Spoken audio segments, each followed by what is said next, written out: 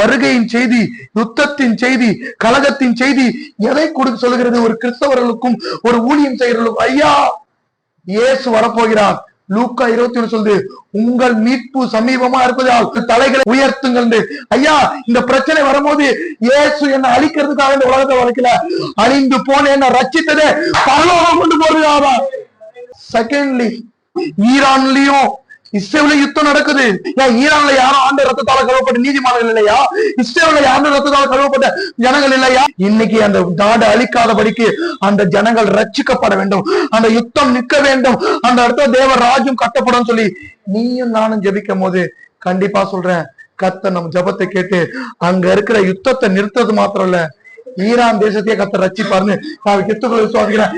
யோவான் சான் சொன்னாரு, இவர் உலகத்தின் பாவத்தை சுமந்து தீர்க்கிற, இஸ்ரேலுக்காக பாவத்தை சுமந்ததுல, உலகத்துல பாவத்துல, கொடூரத்துல, அசுத்தத்துல, கேவலத்துல, அவமானத்துல, நிந்தையில கெட்டவனா வாழ்ற ஒவ்வொருவனுக்கும் ரட்சிப்பை கொடுக்கும்படியாக அவர் ரத்தம் சிந்திப்பட்டிருக்கு.